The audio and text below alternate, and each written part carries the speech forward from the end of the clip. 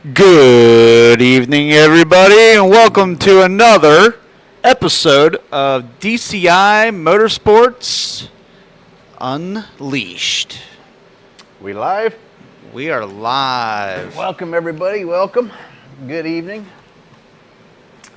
Looks like we got a pretty good crowd drawing. That's awesome. Tonight, what we're going to do is we're going to go over the different port configurations I offer for the Ram Air 5 heads.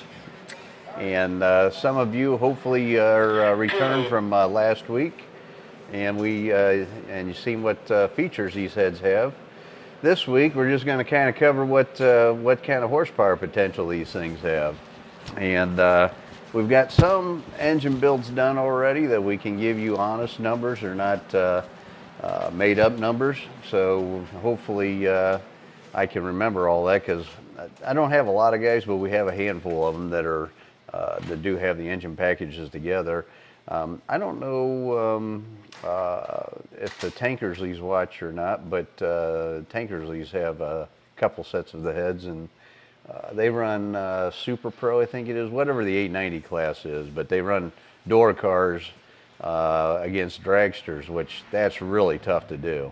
And those guys the dragsters run big mile an hour, and they want to run big mile an hour with a door car, and so they switched over to my head so they could do that. But they're campaigning a couple engines with the 5 heads, and they're doing really well. So they've had a few engine problems for poor Matt. His engine failed a couple of times, but I think they're getting the bugs worked out. So anyways, who all we got tonight? What's going on here? Well, we got Cindy Johnston, my mama. Love you, mama. Dwayne Myers is with us. Johnston CNC Designs, which is my wife, and I love you too. And I had to say that, she's with us. Yeah, or she might punch him on camera. Yep. We have John Dornbush with us. Philip III, Old School Twist, Jason Long, I already said John Dornbush. Yep. Did I say Old School Twist? Yep. All right. So let's see here. Last week we had a pretty good showing. I think we had close to, it was a record for us. It was close to 53 or 56 people, I think. Something like that, yeah. I forget the exact number, but on at one time. That's really good. So it's growing, fellas. Thank you for passing the word and helping us grow this thing. Also, whoever stopped and gave me more to drink, I appreciate it very much. They got me my favorite Miller Lite. Life? Really? Well, it gives him life. Yeah, boy. Why did I call it Miller Lite? I don't know. It gives me life. So. Yep. And of course, it's in the DCI koozie. Yeah, you know what? I'm slacking. I do have my DCI shirt. You don't have your shirt on. What the heck? Well, I got too fat and I can't fit in any of mine. You're losing weight, you told me. Actually, your belly's going down. You look good, son. That's awesome. Dave Roberts also with us now, and Castleworks Motorsports. Awesome. I thought Dave would be at the track tonight. I know Ed Page is with his twin-turbo 69 Firebird Ram Air 5, and I think they just made a hit. All they're doing is testing 60-foot tonight, but he's got a badass hot rod. Look for that thing to be in the 6s this year at 200 plus mile an hour. That's going to be pretty cool. For a street car, weighs 3,600 pounds and runs on gas, doesn't run on methanol. That's pretty impressive. Oh yeah. So very impressive. But yeah, so we're going to go over the as-cast cylinder Ram Air 5 head tonight, and the street strip ported version, which is CNC'd, and our race port version, which is also CNC'd. We do offer a push rod, a hand blend with a push rod and bowls, that option as well for the street guys that they don't want to spend the money for the CNC porting, because CNC porting is not cheap. It's expensive. And not only that, I still have to go in there, even after it comes out of the machine, we still have to go in and do some hand blending too. So, it costs a few bucks to do that, and but it's well worth it with the horsepower numbers we're seeing with these things. So, I don't know. We don't have the camera on over here, so. Here, I can. Yeah. There we go. All right. So this this all the way to, I guess that would, Oh, boy. That was, our light fell down. Whew. I'm worried about, I've got this on a card table and I'm scared to death it's going to go out. Yeah, It's- it's have this. It's It was screaming. just it just stood up like behind this? it. Yeah, yeah. But that let me stick that bag up there. What we were doing is I just had it kind of behind one of these heads here. Gotcha. Yeah. But thank you. All right. So anyway, after that little scare, I got to clean my drawers. Uh-huh. There's only $10,000 worth of heads sitting on that table, or more. Yeah, actually more. Anyway, so if you look to the far left here, it's this is our as cast, and so basically what that you can see that we do cast the push rod tube into the head, and it's actually pretty small opening. As cast, and with a hand blend of the push rod tube and the bowl blend, I tell everybody they flow 380 CFM, but that's at like 650 lift or 700 inches of lift, which for a street car, you know, that's good. That's where you can run a 650, 700 inch lift cam on the street, no problem. And so that's why I tell everybody 380. It actually flows 400 CFM at an inch, but who's going to run an inch of lift on the street except for me? So anyway, that's our as cast version, and those as cast, we did our test mule, a 455, with a factory stroke and a factory bore. You might as well call it a factory bore. It's 155, 151, but you know, 4,000, that's not going to add any cubic inches. So anyways, factory stroke, factory bore, 455 with as cast cylinder head. Mr. Jim Robertson down in Texas, he was generous enough to do a independent dyno session for us with the new heads when we first came out with them. Because he's a Pontiac guy too. He's got a super badass D-Port Firebird Trans Am that he races. It's freaking quick. I think it runs low 9s in a quarter. But anyway, Jim dynoed that test mule for us, and it was, at the time I thought that it was around 11, I think I put in put it out there, it was like 11.5 to 1 compression, and but it wasn't. It actually, after we tore the engine back down to check everything to see how everything was wearing, and we checked the combustion chamber size and everything, it ended up being 10.3 to 1 compression. So it literally, we ran it on pump gas on the dyno, but we could have literally ran it on 87 octane because with aluminum head it dissipates heat more, so you can run you know, pump gas with higher compression. So at any rate, we had that on the our test mule was had a cam with 250, 259 at 50. It's an LS Engineering billet roller cam, and the lift was we did try to maximize the head, so our lift was like right around 800 thousandths. I think it was 797 or 798, something like that.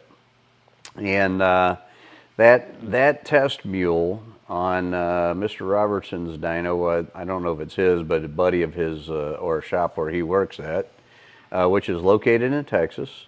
That little test mule made, after we put a crank trigger on it and used a 2-inch spacer on my intake underneath the top plate with a 1050 Dominator, it made, with the as cast head, 770 horsepower a couple of times, consistently made 750 horsepower on pump gas. So that's with a as cast DCI Ram Air 5 head.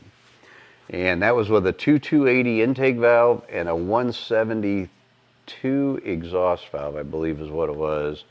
You know what? I take it back. It might have been a 168 exhaust valve, and the reason is because of the bore size, we couldn't run a bigger exhaust valve. I moved the intake valve over, like I told you guys last week, quite a bit to unshroud it, and to do that I had to move the exhaust valve over as well. And because of that, now on a smaller bore I can't run as big of a exhaust valve that we would normally run on a big bore engine. But at a 168 exhaust valve and a 228 intake valve, 770 horsepower. I think it repeated twice or three times at that, with a crank trigger. Now that's a little tidbit of information I'll give you guys tonight too. That crank trigger picked that engine up 22 horsepower. So we went from 749 horsepower to 770 just putting a crank trigger on that engine. And Jim Robertson is the one that suggested that to me, and I had no idea that it would make that kind of a horsepower gain. But after you think about it, you know, the distributor is being driven by the camshaft, which is being driven by a chain off the front of the engine. So you got the crank down here, you got to go through the chain, through the camshaft. The camshaft is twisting back and forth because of the spring pressure that you're running. And then it goes back to a gear which has to have some backlash in it, so it's got a little bit of slop, and the distributor has slop up and down. So if you calculate all that into that distributor, that's why it makes 20 more horsepower when you go to a crank trigger. So you guys want to pick up some easy horsepower, run a crank trigger. It makes a big difference in power. So anyways, we had tested several different configurations down there, Jim did, and we started out with, I believe, a 750 or 850 Holly, and we didn't know where the timing had to be or anything. I mean, these were brand new. We were just learning the curve on these things, and so I think that Jim started at, like, I told him to start around 28 or 30 degrees timing, and he did. And the engine ended up liking right around 35 degrees timing, total timing. And it liked the bigger carburetor, and it liked the spacer underneath the intake. But it started out making, which shocked me. I really thought our max horsepower out of this engine, our test mule, was going to be right around 650 horsepower.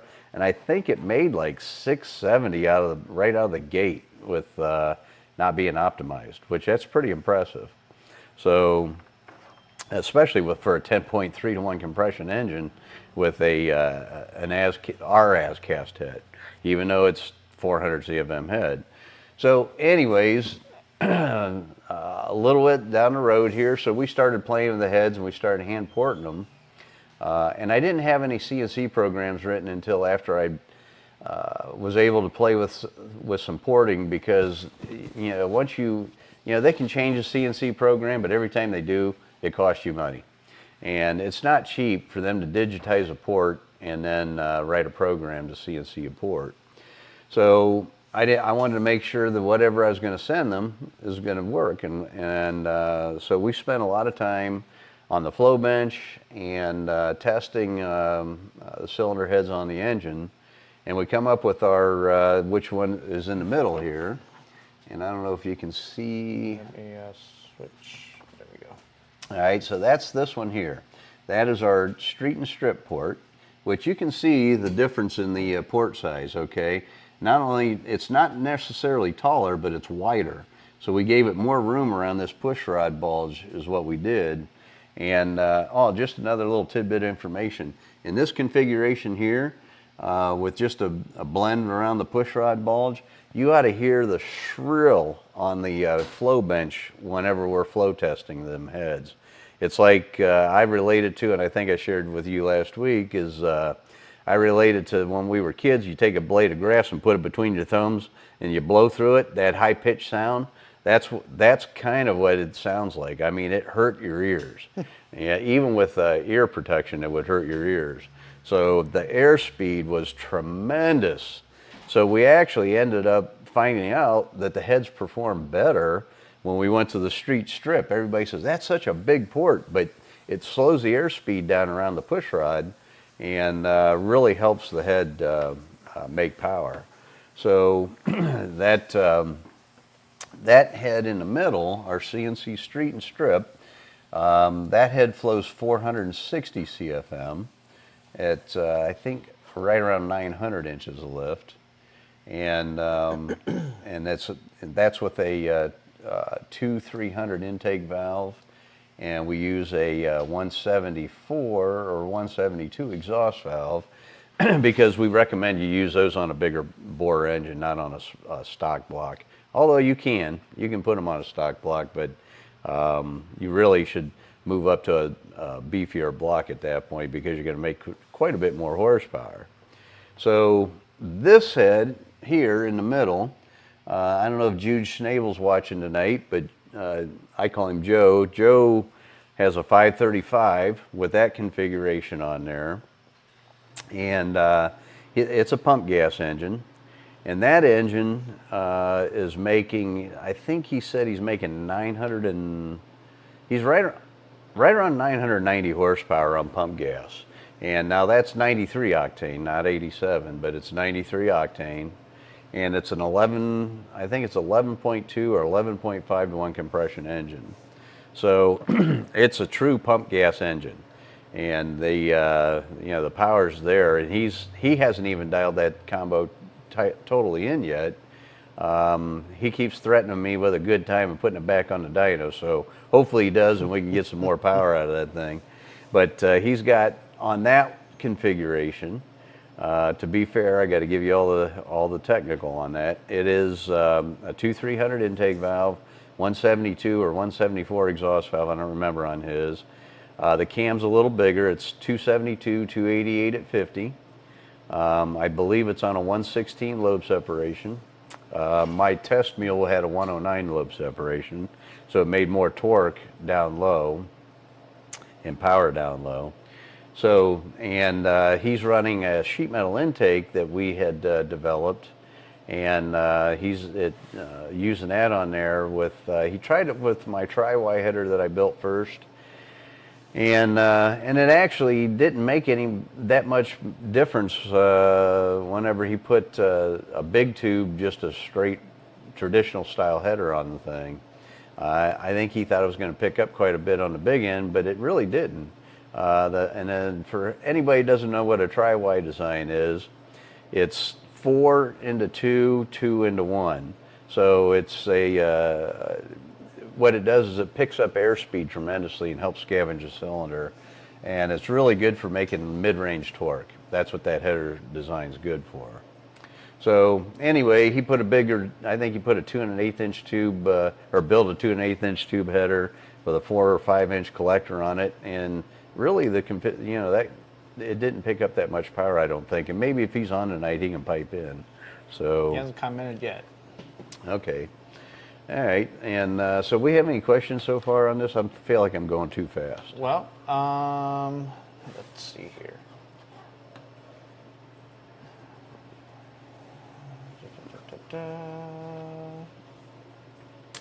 Yeah, I don't want to get too far ahead of you guys. If you have any questions on the street port or I mean on the ASCAST or the street and strip port. Okay, so Philip the Third said yes, let's do that. He was answering somebody else. Okay, so then Old School Twist. That's where I left him. Old School Twist asked, McCarty Racing has a couple of your setups, don't they?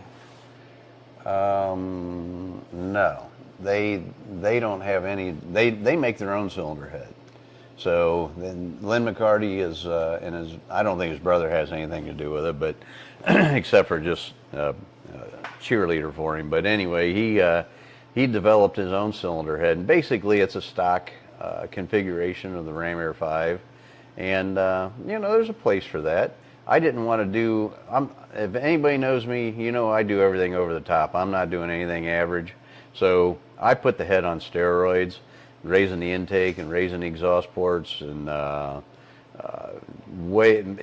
making the chamber way better than factory.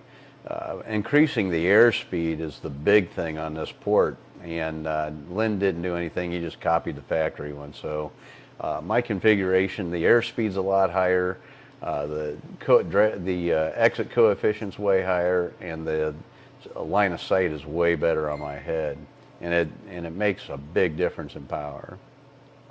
So, and we've got guys, and I'll talk about it here in the next level of the porting we're doing, but we got guys making 1,200 horsepower now, and I know Lynn's engine, his big engine, he had a 609 inch or something that he dynoed, but the head wasn't anything close to what his stock head was. They cut the exhaust ports off of it. They moved the push rod out of the port, and they made the ports huge. I mean, it's nothing like what he's selling.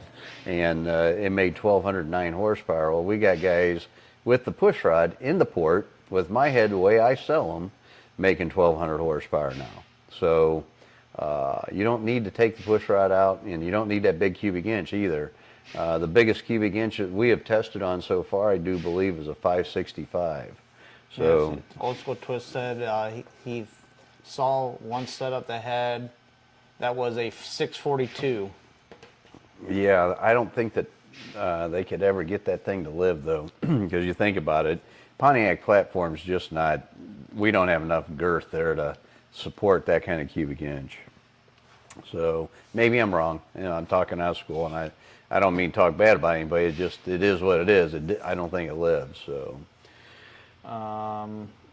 Dave Roberts saying hi. Castle Works Motorsports saying hi. Jason Long is chilling with the family poolside watching us. Welcome, Jason. There's a little picture. What's that a picture of? That's the picture of his TV, and then that's showing the cylinder heads. Oh, right. Cool. Right there. Awesome. Having a cold one, sitting in the pool and relaxing. I love it. That's what this is all about. This is bench racing time. We're here to have fun and relax. That's right. Philip III said didn't stop to think about to run that you can run on 89 octane because of the heat dissipation. Yep. Perry says very good numbers as cast. That's amazing. Philip III asked what aftermarket blocks are available. Perry said the IA2 and the MR1. And then you're going to have one in the future? Yep, we're working on a new block design, and I don't know if Sammy's on tonight or not. Old Salvador Augusta, he's my CAD guy, and he's helping me design the new block. And as soon as we get these new D-port and round port heads finished up, and I get that paid for, we're going to start the new block. Mark Marshall said he's driving and listening. He only has 3 more hours to go. Only 3 more hours.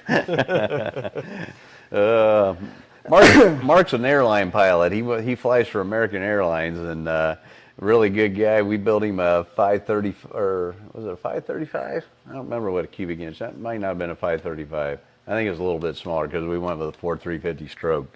But anyway, we built a Metalbrock head engine, and I can't wait till he gets that in his Trans Am, see how that thing runs. Jason just said his son Aiden said hello. Hey, Aiden. Perry wants to know what range chamber sizes.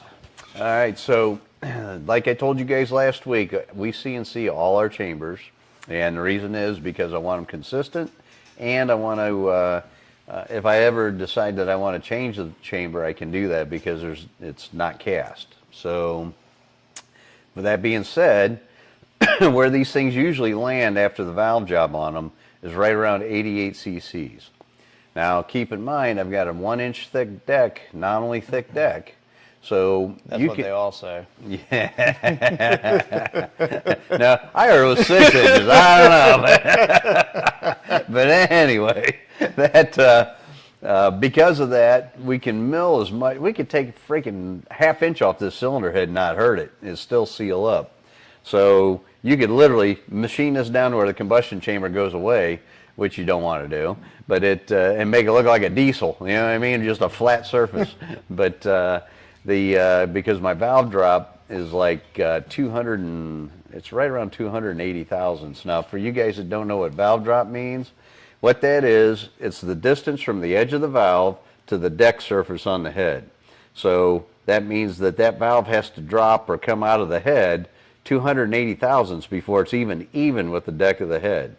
Now, that's really good because what that does, it allows you to be able to run big-ass camshaft lift and not have to have huge lift or release in your pistons, because you got 280 thousandths it's moving right from the get-go before it even gets to the piston, which is huge. Most cylinder heads, like a big block Chevy, if you look at theirs, that valve is right there at the edge of the head or the surface already. So you have no drop, you know. So we gain almost little over a 1/4 inch of drop right from the get-go. And that's a result of me standing the valves up 10 degrees instead of having a 14-degree angle, which helps a tremendous amount.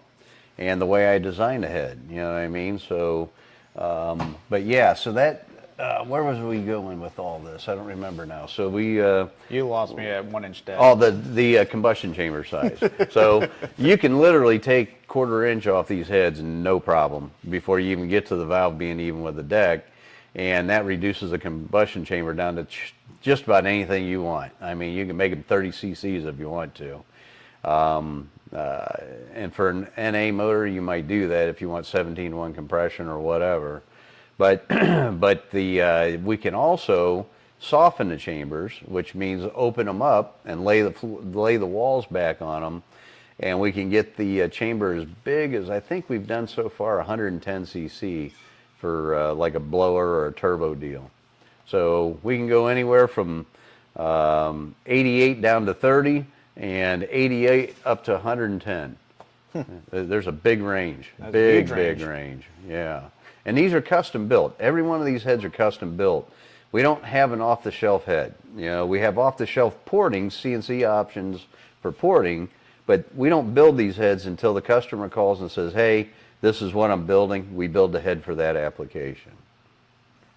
Castle Works Motorsports asked, do you recall if his were street strip port or cast? He does not recall. Actually, Kevin's is our as cast with the push rod and bowl blend. And Kevin's making good killer power. He's got a D-stroked 455, and I think it's 447 cubic inches or 443. I don't remember the exact number now. I don't either. But he de-stroked it, and the reason he done that is because Kevin runs road racing and has sustained high RPM deal that he has to deal with. So he didn't want that long swing in there to risk breaking a connecting rod or overheating the engine. So, and it slows the piston speed way down.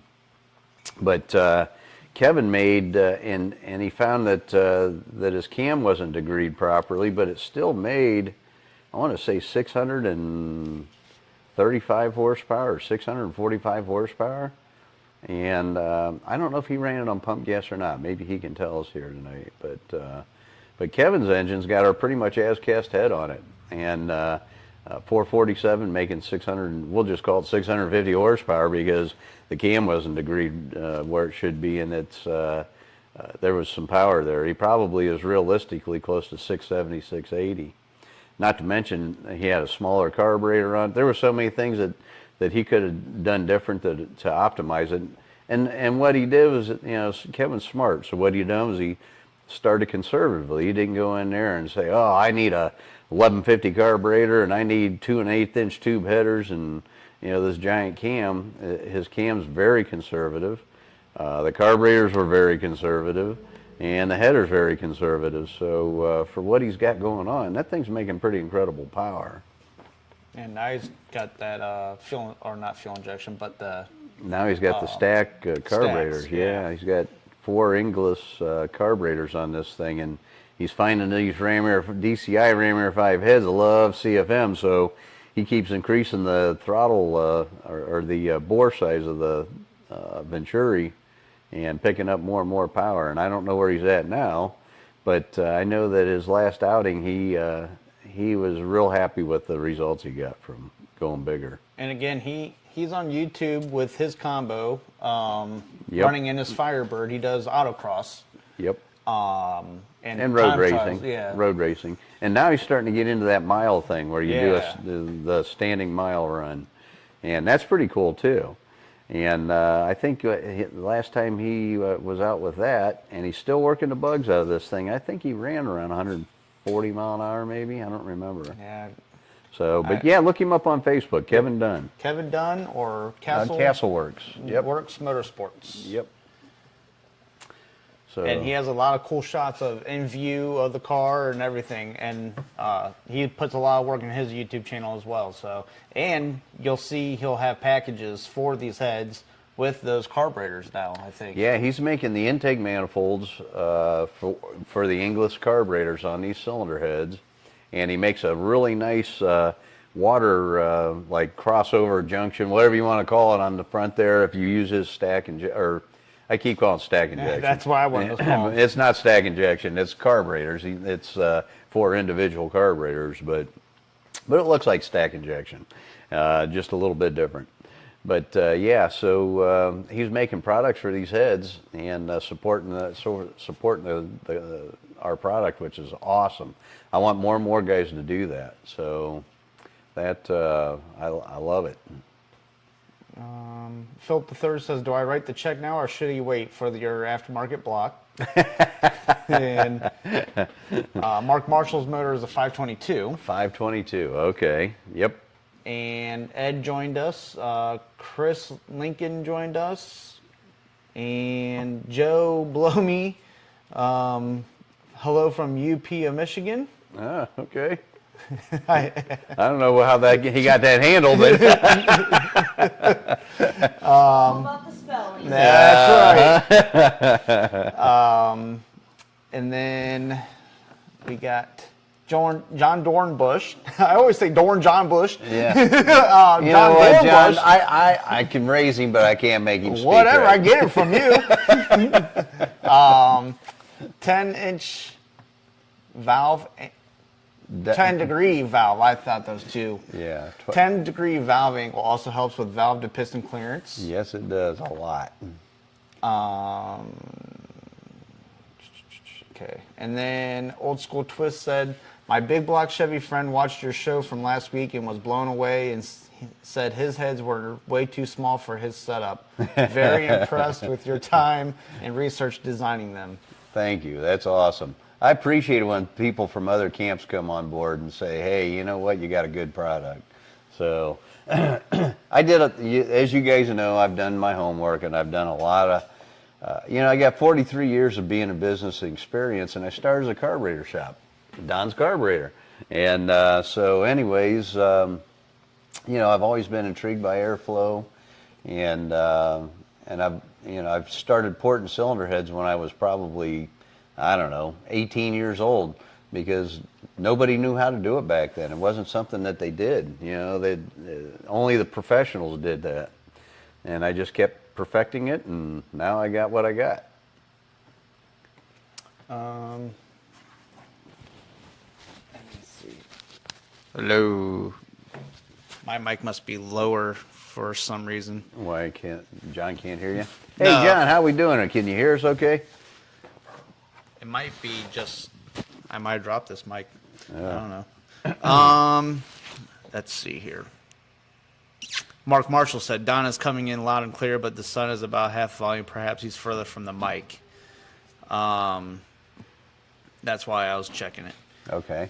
And Old School Twists, seeing these heads and all the info and coming out with the block, I may have to sell the wife's Camaro. Just saying.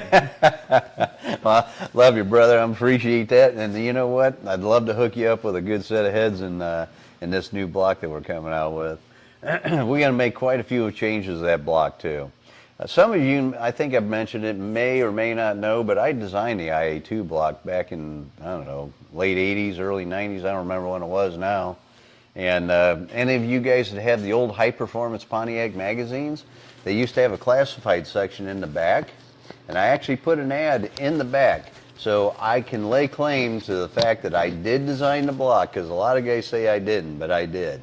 And it just turned into a raw deal for me. I was young, dumb, and naive, and did things on a handshake because I trusted people, and unfortunately, that's not the way to do business.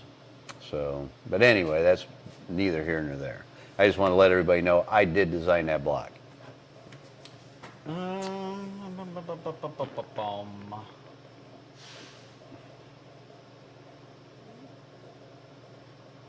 Everyone's saying that they can hear us loud and clear. Good. I think it's...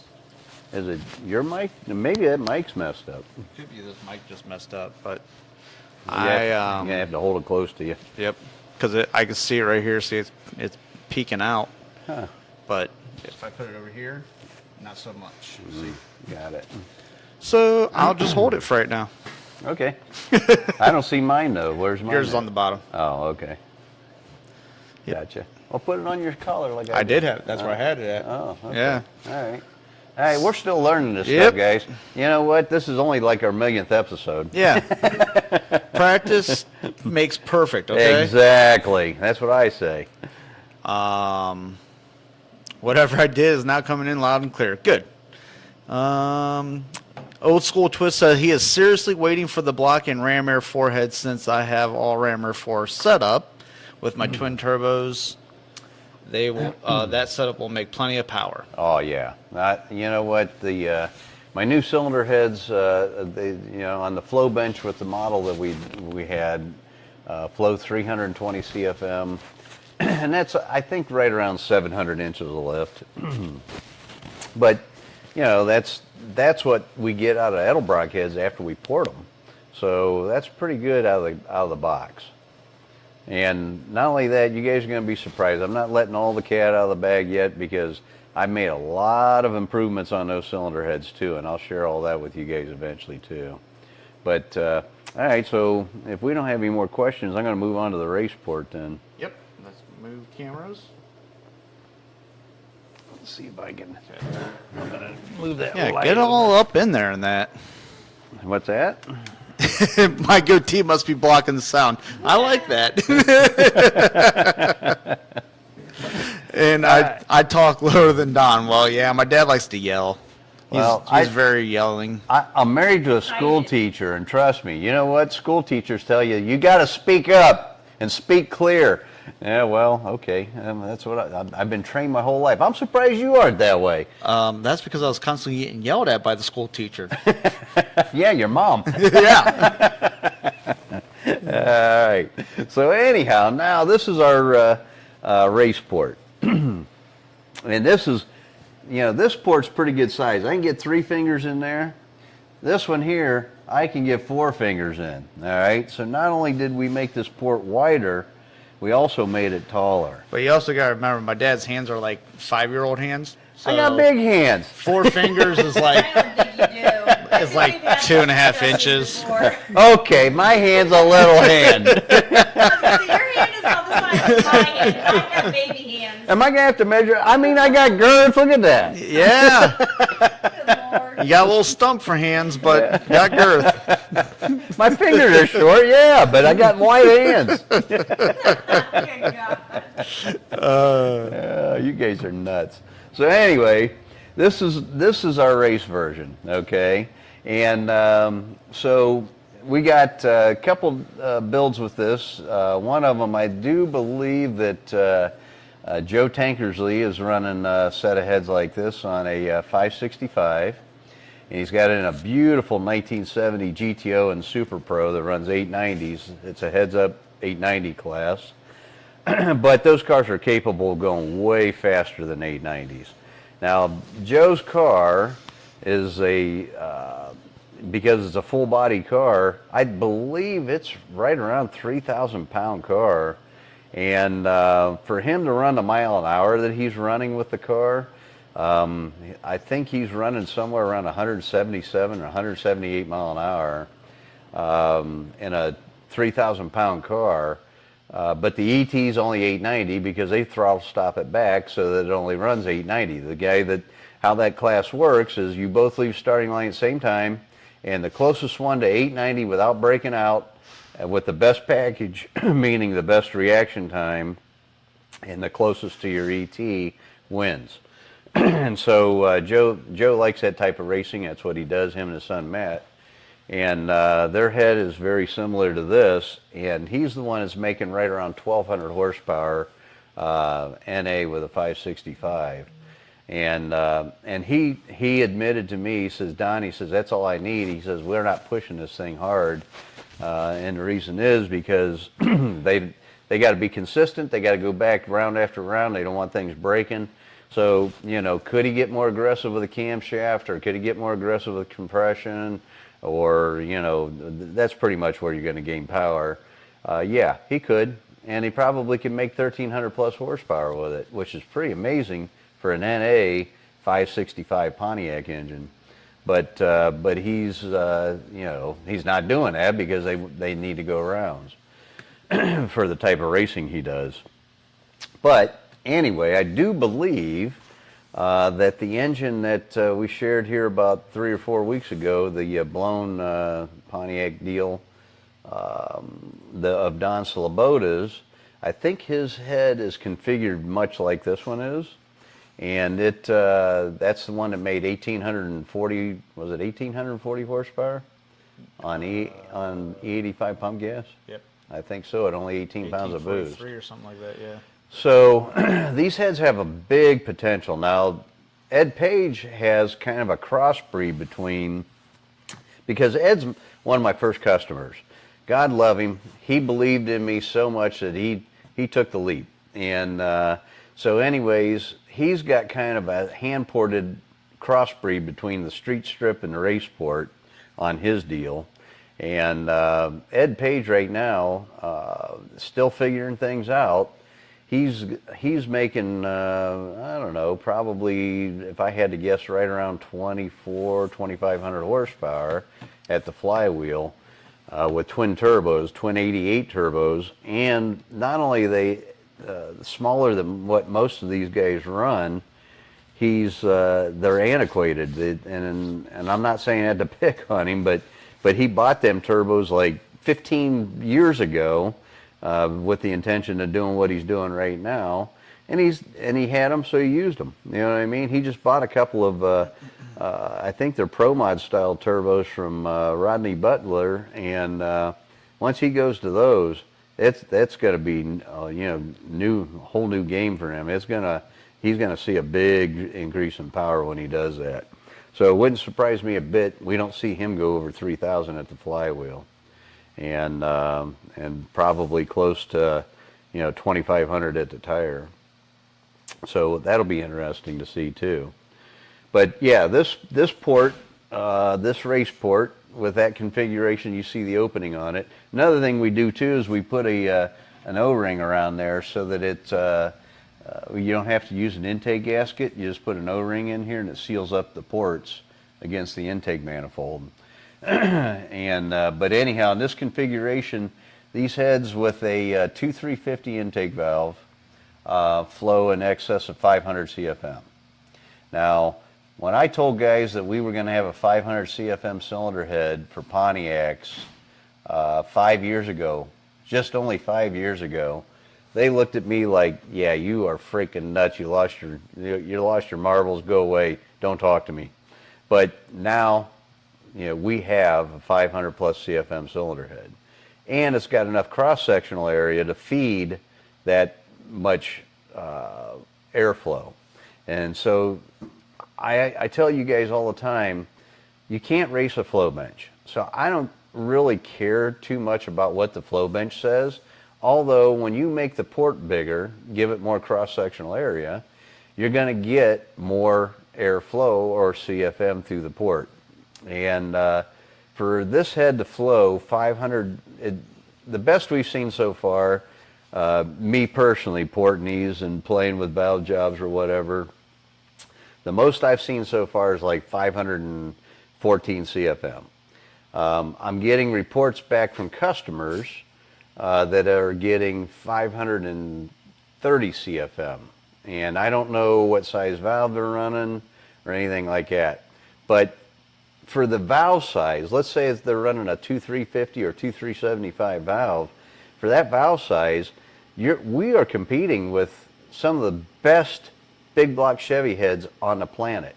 It's incredible what we can do with a 4,620 bore space when we're competing against these guys with 4,900 bore spacing, big block Chevys. I don't think people understand that. I don't think they get the ramification of running a small bore, how much it really restricts or puts a choke on the engine or cylinder head. We're running, the biggest bore that we can run is a 4,400 bore. These big Chevy guys, they're able with a 4,900 bore space, they're running 4,600, 4,700 bores. That's huge. That's a huge advantage. And we're able to compete with these guys. We're getting in that arena, man. That's it's exciting to me. I don't know if you guys are grasping that concept or not, but it's pretty freaking incredible that a Pontiac engine can even think about competing at that arena. But we're getting there. We're getting there. So, Philip III asked, what is the O-ring made of? you can use a couple different things. It's usually made of butyl rubber. You know, it just needs to be some kind of a pliable material. But on the exhaust side, they use a different type of rubber to seal the header. And I don't O-ring the exhaust yet, but I'm going to probably do that. But the exhaust side, you can use a copper O-ring too. Put a copper wire in it and seal it up that way. Jason Long says he has an idea. You need to design and make oil pans and a sump pump for the oil pan, and he can form and weld them. Well, you know, right now the hot ticket for Pontiac for oil pan and dry sump is daily. But as you guys know, they're very expensive. But realistically, you know, I know it's expensive. Everything we do is expensive. But when you think about, you're taking a block of aluminum and machining an oil pan out of it, and the engineering that goes into it, and then you're making an integral oil pump on it, so you don't have to have all that bracketry and shit on the front of the or on the side of the engine. Daly really is doing a good job for a good price. I mean, with all the bells and whistles, you're going to end up right around $8,500 for an oil pan and oil pump. But you know what? If you buy a good oil pump anyway and a good oil pan, you're going to have probably $6,000 tied up anyhow. So for the extra $2,000, $2,500, you're getting a lot of bells and whistles for the money.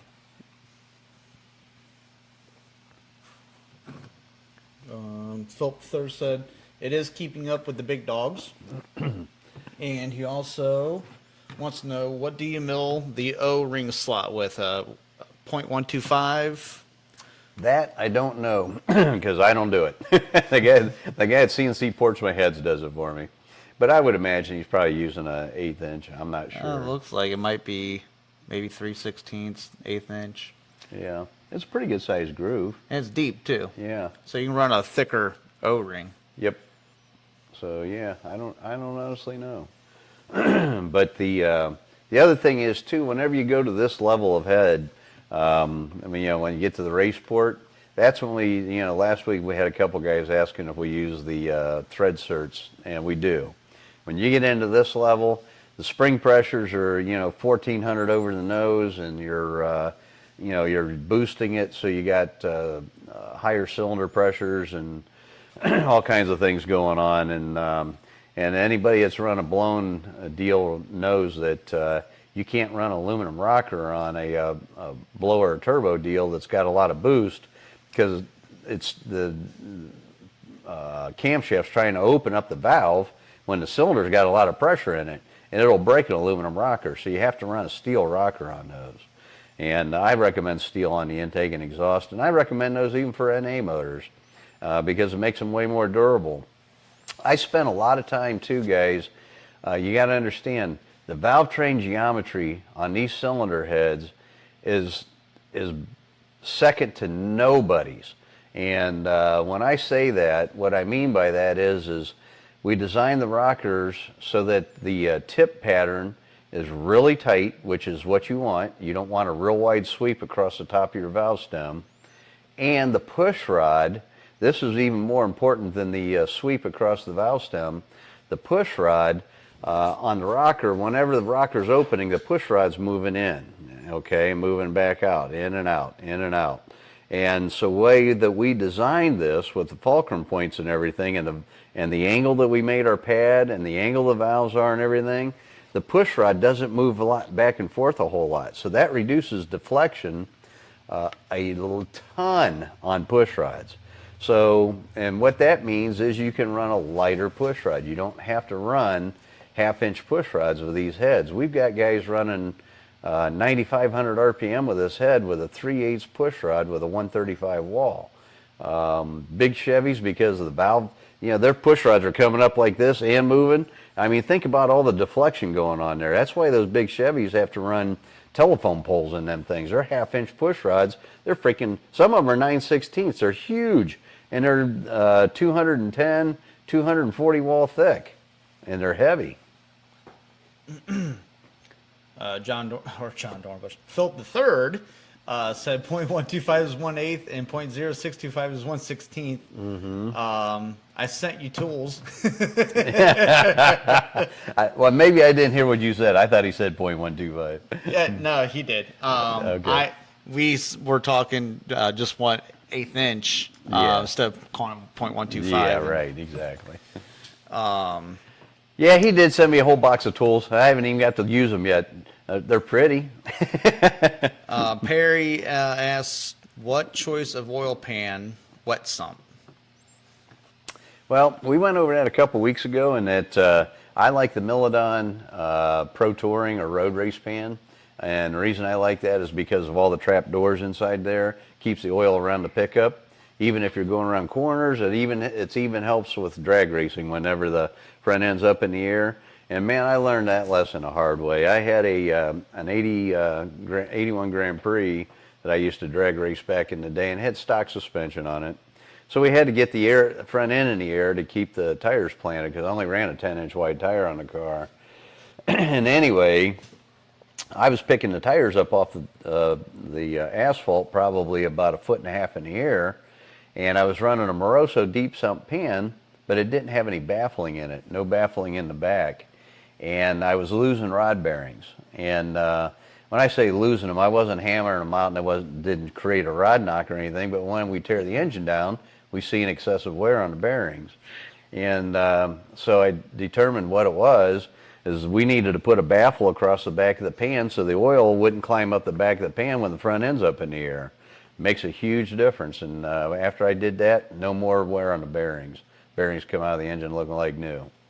So a lot of this stuff that I know, guys, I've learned the hard way, man. I've been drag racing for a lot of years, and everything that I sell, I tested. I know what works and what does not work.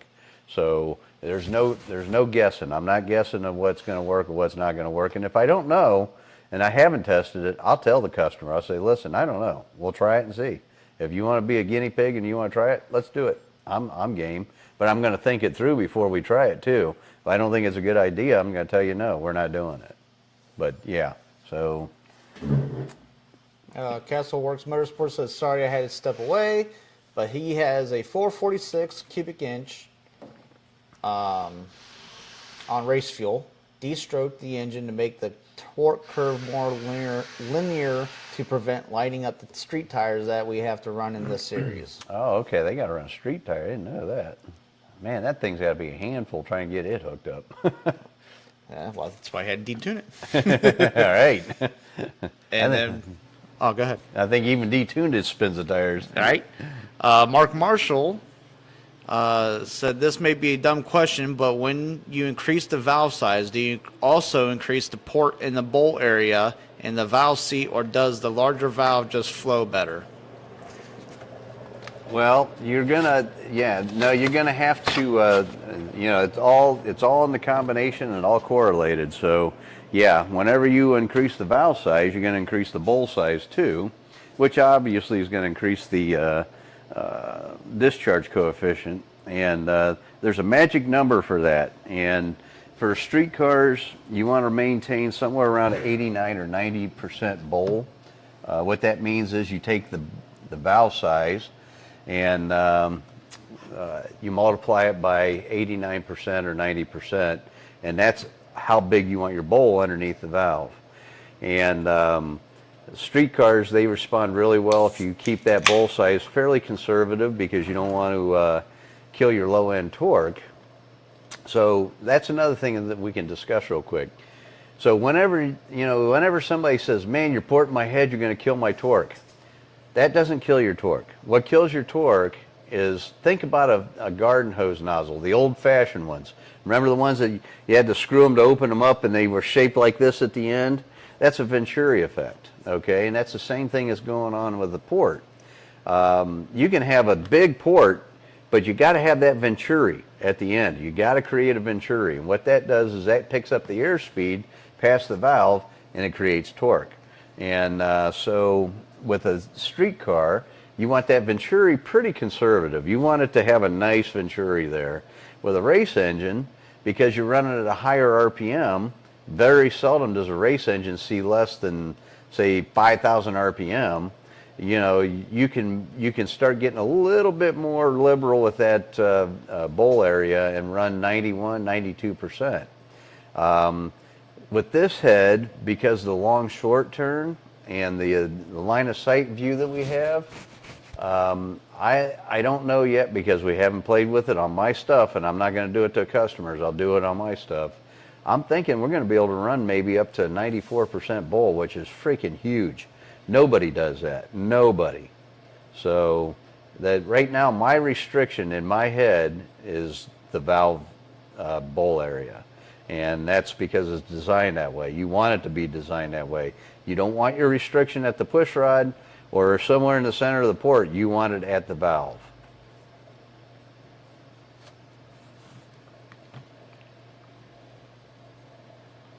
Dave Smith said, been there, done that, School of Hard Knocks, 3 400s and 1 455 Oral Star new pan on a 389, couldn't kill it. Yeah. Yeah. Engines, for some reason, they're just not happy unless they're getting oil. I don't get it. I don't get it either, especially when they're, you know, revved up real high. Yeah. So, yeah, so hopefully we covered pretty much, you know, what we're doing with these heads. Now, we got a lot of things coming into play here that are coming up. We got a lot of really cool shows that are going to be putting our heads on them. Magazine articles coming up. We got, you know, car shows like SEMA that we're building stuff for. So we got a lot of cool things coming in focus here pretty quick for these Ram Air 5 heads. And you know, the unfortunate part with any new product, it takes a couple years. Okay, it takes a lot of years to get it to market, get people to get it done, because you know, you're not just going to buy this head and put an engine together in a couple weeks. Don't work that way. These are custom heads. It takes a while to build the head. It takes a while to accumulate the parts because these things are all unique. They're not like buying a traditional Pontiac cam or whatever. You know, I tried to make it as simple as possible by providing all the stuff for you guys so that you can call me up and say, hey, I want to buy this or buy that. But even at that, you know, because of what we just went through with this COVID crap, getting product right now is like next to impossible. So at any rate, it takes years and years to get this stuff sorted out, get it assembled, break stuff, put it back together, break it again, try different cams, try different intakes, try different headers. It takes years. It took the guys with the Tiger heads that I designed back in 2003. They didn't start making power until probably 2015 with those heads. So it was like 12, 13 years later. So it's not going to happen overnight, guys. I wish it could. Nobody's got a crystal ball that can say, yep, this is the perfect combo, this is what we're going to do, this is what's going to break, and this is why it doesn't like it. It ain't going to happen that way. You got to learn. You got to put it together, break it, figure it out, try different things.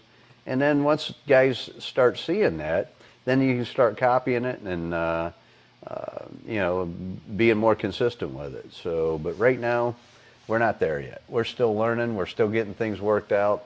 I'm developing new port packages all the time. We just made a major change to our exhaust port on our head. And it's going to save me a ton of time prepping these heads. So that was something I learned. You know, I had to learn it by dynoing and listening to people's feedback and all that kind of thing. So it just takes time. Larry O says, greetings. All got here a little late. Good info on the bowl area. He is just finishing up on some 6X heads. Perfect. Those are good heads. I love 6X heads. We use them in a lot of our street builds. And we got guys, you know, I got guys running 10s of 6X heads. So that's a good head. And Philip III said he thinks there was a test indicator that he sent to that measures 0.0001 Wow. to 0.001 and very fine point. Check it out and play with it. The tip does have to be screwed in. Okay. Get out here, bug. Yep. Old Philip, he sent me a box full of tools, and these are just some really nice precision machinist tools, and I do appreciate it. That stuff's not cheap, and not only that, it's old school stuff. It's not the newer stuff, so I know it's accurate. Mm-hmm. Like this new stuff we get out of China and Taiwan, who knows if it's right? Right. Their tape measures don't even line up right. Yeah, exactly. I'd be better off going like this.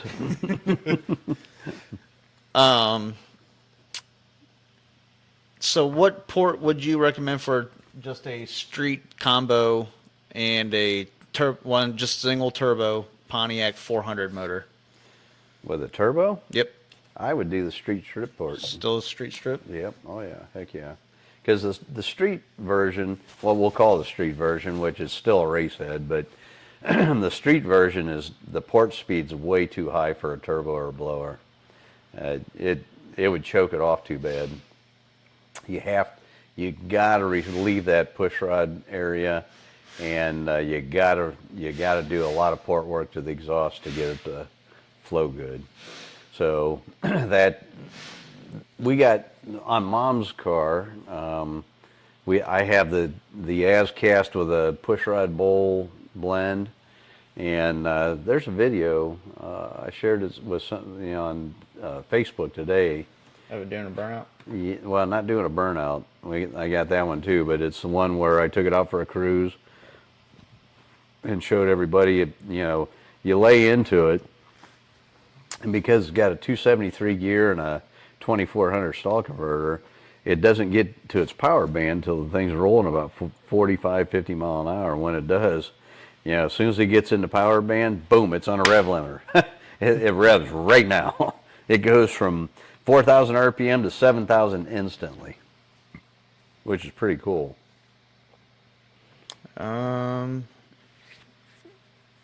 Old School Twist said, "What do I have to send you to get the same discount Philip was going to get?" Now, okay, you know what? You asked, so I'm going to tell you. Mm-hmm. Philip III sends me a check every week, and he doubles it. So, have you ever heard that thing where if you take a penny and double it every day, in 30 days you'll have, is it? A lot of money. It's over $1 million. I don't even know what it is. I don't think in 30 days. No, it does. So, but you know what? What they're not telling you is okay, so today you go from a penny to 2 pennies. Tomorrow you go from 2 pennies to 4 pennies. The next day you go from 4 pennies to 8 pennies. And by the time you get to 30 days, it's like $1.7 million or something crazy. So, to answer your question, do like Philip III. Every week he sends me a check and he doubles it. So you would end up with $5,368,709.12. Isn't that crazy? Just doubling it every day. Now Philip's doubling it every week, so yeah, I'm not going to get to $5 million at Phil's rate, unfortunately. But if you guys want to double a penny for me every day, I'm in.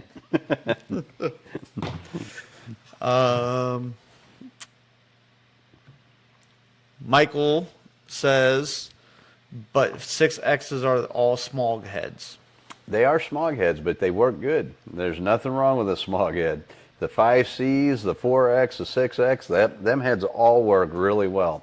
And believe it or not, guys, you're going to say, no, it's not true, but I can show you on a flow bench.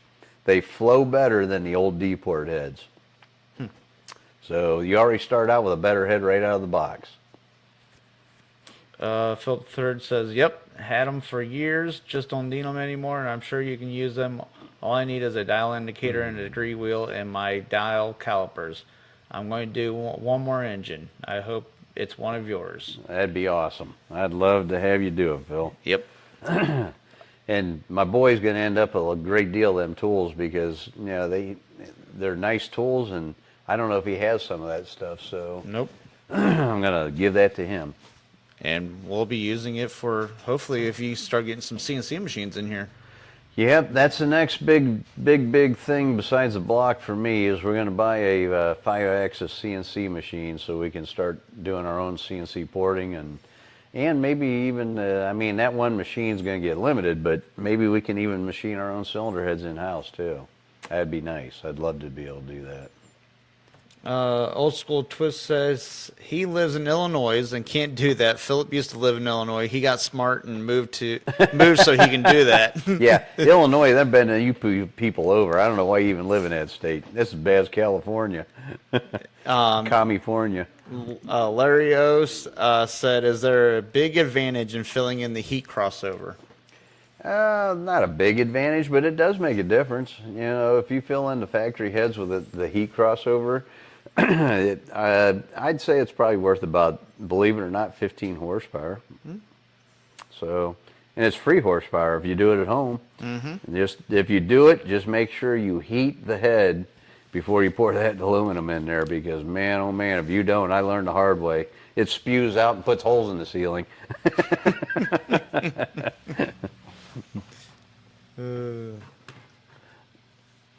Philip III said, yep, retired and living in Florida. Amen, brother.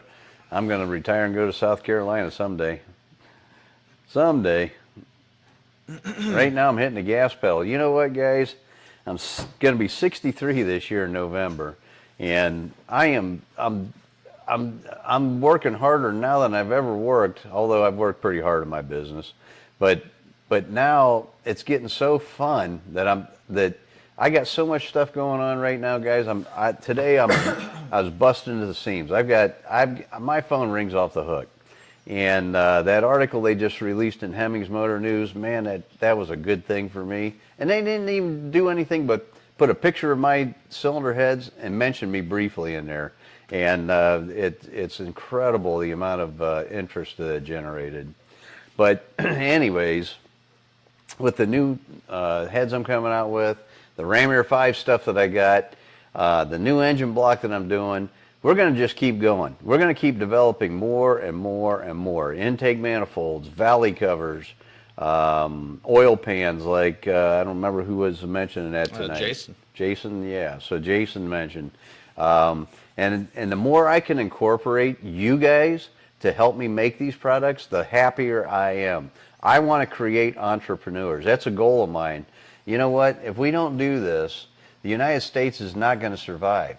We have to have little businesses that grow into big businesses in the United States for this country to survive. And, you know, I'm not going to talk politics because that's just not my thing, but I'll tell you right now, this country is on a downhill slide, and if you and I don't unite and save our country, our kids are not going to live in the same world we lived in. So, and I'm a very, very strong advocate for that. I want entrepreneurs. I want pro-America. Old School Twist says, it's not work when you love what you do. And Philip III says, yeah, something worth living for, Don. Yep. And then John Dornbush said to look into Centroid CNC. Yep, I have looked into those. Those are nice machines, and the machine's expensive, and then on top of it, the software is incredibly expensive. You know, by the time you outfit one of them Centroid machines, a 5-axis machine, because that's what they had over at Procar, you're talking $500,000 for a machine. So, and I know you guys think I'm rich, but I'm not. I had to raise this guy. Whatever. And he ate like a horse. Yeah, but you're still rich. Oh, whatever. I wish I was rich. I am rich. You know what? I'm rich in good friends, good company, and I'm lucky. My family's healthy. My son's healthy. My daughter's healthy. Everybody's healthy. I'm happy. I can't complain. I am rich. Interceptor Drag Racing said dry block, question mark. What's that now? Dry block. Do you use that in the cylinder heads? No. Maybe What? He's talking about... No, does he want to do a dry block with no water? Oh, or maybe are you making a dry block? Well, it's going to have water in it, and but I'm sure that we could cast them solid, you know, and it's probably not a bad idea for, you know, blown deal. I'm not going to say who it was today, but I got a really good call today from somebody that you guys all are familiar with, and I'm going to let him do the announcing. I'm not going to do it, but he is wanting to really up his program, and we are going to build some serious Ram Air 5 Pontiac engines for him. And he's talking going maybe pro mod racing with a Pontiac engine. That'll be the first time ever. Nobody's ever done that before. And if we can do that and be successful at it, man, that is a serious feather in my cap. Not bragging, but if we can make that happen, I'm excited. I mean, we've got a lot of really cool stuff going on. Guys, I can't explain to you what happened to me today. There are so many things that just like one after another that good news. Every day, my phone rings off the hook. My emails are going crazy. My messaging on Facebook's going nuts. So I know some of you guys think I'm ignoring you, John Dornbush, and but I'm not. I've got so much going on, and so many people contacting me every day. One of these times, I don't have my phone with me right now.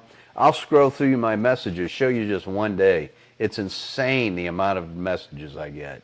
And then on top of it, I still have to run this business, and I still have to do work in the shop. You know what I mean? I got good quality guys working for me now, but I still have to do stuff physically myself too. And it's tough. But you know what? I'm not complaining. I'm hitting the gas pedal. You know what? Thank you guys for supporting me and helping me make this happen. You know, it took me a lot of years to get where I'm at. And I'm hoping this guy here can take over. If he can wrap his head around the direction of this business and sees the vision that I have, it's a no-brainer for him.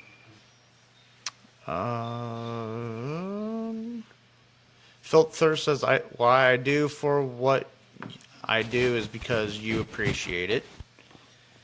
Thank you, Phil. I do appreciate it. And Perry said less than 30 days over 1 mil, so I'm assuming that he has one of those machines. Or he has a CNC machine. And what's that now? Run that by me again. Less than 30 days over 1 mil. 1 mil? Yep. What's that mean? He made $1 million, I do believe, with his CNC machine. Oh, that's awesome. If I can do that, I can hire this guy. Yeah. Tim says, great podcast. Keep up the great work. Thank you, Tim. And Interceptor Drag Racing asked for drag for racing. So, yeah, the dry block. Okay, yeah, for dry block for drag racing, yeah, for sure. And that is definitely in the works. And possibly some billet blocks, too. So we got a lot going on there, too. I can only do one thing at a time, guys. You know, I want to finish up my other project with the D-port and round port heads. As soon as I get that done, then we're going to work on the block. And then after I get the block all finished and we're selling those, and I got my CNC machine in here, and we're doing a lot of the work in-house, then we're going to really take off. I mean, right now it's baby steps. We're just getting started. I should say I'm just getting started. I got to convince this guy he's got to come in here and help me. You know, lots of heads and the new heads, and then, you know, we got a lot going on. You got to son. give me your cars. And yeah, you already got all my cars. You know, I was thinking about that the other day. I gave you a 67 Firebird. I gave you a 66 Catalina. I gave you an 84 Chevy pickup truck. What else you want? What else you got? Love ya. Philip III says, John Forrest once said, if you want to make a small fortune, you have to start with a large one. Yeah, I hear that a lot. But I'm trying to do the opposite. Did you get Philip III's picture today? No, I don't think I did. Oh, yeah, I did. He sent me a thing on the different Pontiac engine breakdown and everything. That was pretty cool, Phil. Oh. I never seen that before. Tim said thank you for answering his question when he messaged you today. Nope, no problem, Tim. You know what? Get that engine in that GTO, buddy. I want to see some video. We got to get that car running. John Dornbush said you should have been twins. Well, my dad actually told me to not work at the shop when I was younger. I did. Up. I did. So- I discouraged him to work in the shop, and you know what? I regret that now because I didn't know where it was going, and at the time I was struggling. You know, I barely able to keep food on the table and keep the kids in clothes, and so I didn't. You know, at that time I didn't see what I got going on now. Now, you know, who knew? 43 years later, I'd be finally taking off, and this business is doing really, really well. I did my best year last year, guys. This year, I'm on par to double what I did last year. And next year, if my vision comes true, I'm going to double what I do this year. And that's insane. I'm done more in the last 2 years than I have in 43 years. So, and it's all thankfully for guys like you that support me and believe in me and help me, you know, get product to the market and build engines and be able to hire people. You know what I mean? And not only am I building your dream, I'm employing people so they can build their dreams, and that's important to me. You know what? It's got to be a win-win in my world. If it ain't a win-win, I don't do it. I don't care. If you're going to win, okay, I'm not playing with you. If I'm going to win, I'm not playing with you. But if you're going to win and I'm going to win, I'm all in. Let's do it. Old School Twist asked, are the D-port and round port new heads going to be ultra thick decks as well?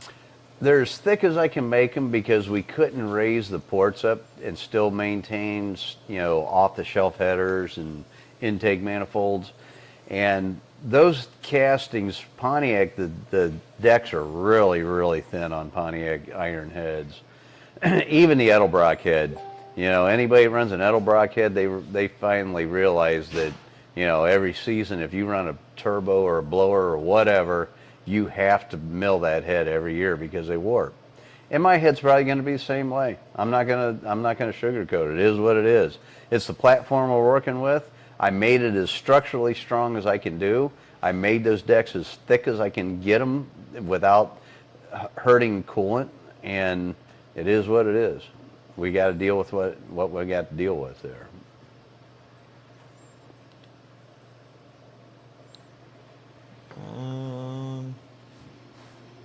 So it looks like our retention rate's good tonight. Yep. That's awesome. Thank you guys for hanging with us. Yeah. And you know what? We want to grow this show, and you guys are helping us do it. Every week it gets better and better. Yep. So, you know, another thing is, too, if you guys are watching the show and you have a business and you want to go live with us on a podcast, I would love to help promote your business. And especially if it coincides with my business. Like I said, a win-win thing. I would be honored to have you on the show. Or if you know somebody that is developing new products and can complement and help us in our community, let's do it. You know, send them to me. Let's get them on the show. You know, we got one of the things we're going to do is we're going to do line-to-line products. I don't know if you ever heard of that or not, but it's a coating that you put on pistons and different other things too. And what it does is it's a friction modifier that actually creates its own perfect clearance for pistons so that you can seal up the cylinders better with a better ring seal, less piston rock, and you make more power. And I'm sending my pistons out. My buddy Woody from DRC Components is working with that company. He's like a sales rep for them. And we're going to do a podcast on that too. So that's coming up here soon. I'm going to try to hook up with Lake Speed Jr. and we're going to do hopefully something with Total Seal piston rings. And we just got a lot going on, guys. I mean, hang with me. Make sure and pass the word. Get as many of these high-end players on the program as we can. I want to take this thing to the next level. I'm working real hard. My son's working real hard. We got a big vision here, and we're going to make it happen. So I know I'm talking a lot. I don't let him talk a lot. I'm sorry, son, but I just got a lot to say. Phil Third said he's seen 48 people. Good job. Thank you. Tim said his 3-week vacation starts tomorrow. He'll be working on putting the DCI 464 in his GTO. Nice. Tim's got one badass Pontiac factory appearing Pontiac engine. If you guys follow me on Facebook, you've probably seen some of the pictures that we posted. Tim's running a factory intake manifold on a set of 455 HO heads, but we raised the intake port up so high that we had to epoxy the intake manifold to get it to match the cylinder heads, and so we increased the cross-sectional area a tremendous amount. I'm really excited to see what Tim does with this, and I really like to see him get it on chassis dyno, see what kind of horsepower it's making, but I think that Tim's going to be a little bit surprised on how much power this thing makes. Tim's following my lead, and he got the right torque converter, I do believe, and I think he's got a decent rear end gear in the car, but he's got a beautiful 69 GTO convertible. I had one just like it, same color combo and everything. Green on green with a olive top, and beautiful car. So it's going to be a pretty badass hot rod when he gets it all done.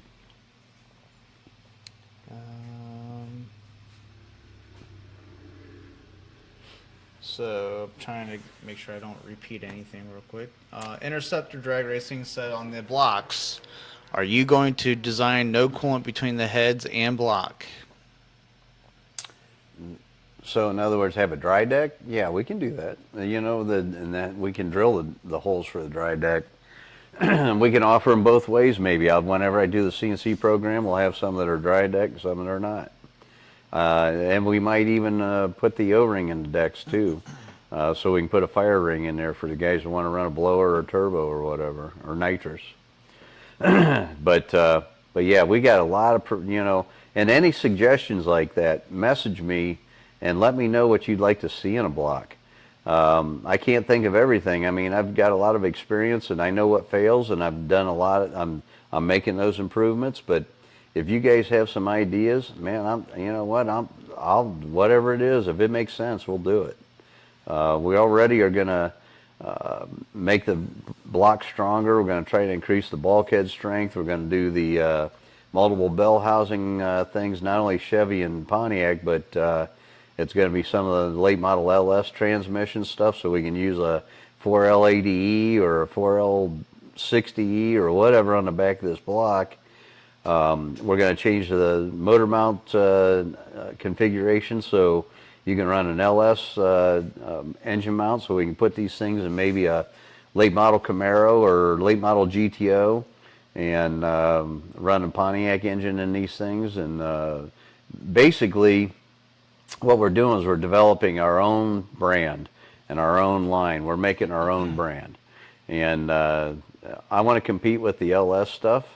You know, I'm working with guys right now. We're going to do a Magnuson or something like that, supercharger on our Ram Air 5s and our Ram Air 3 and Ram Air 4 stuff. We're going to make a manifold for that.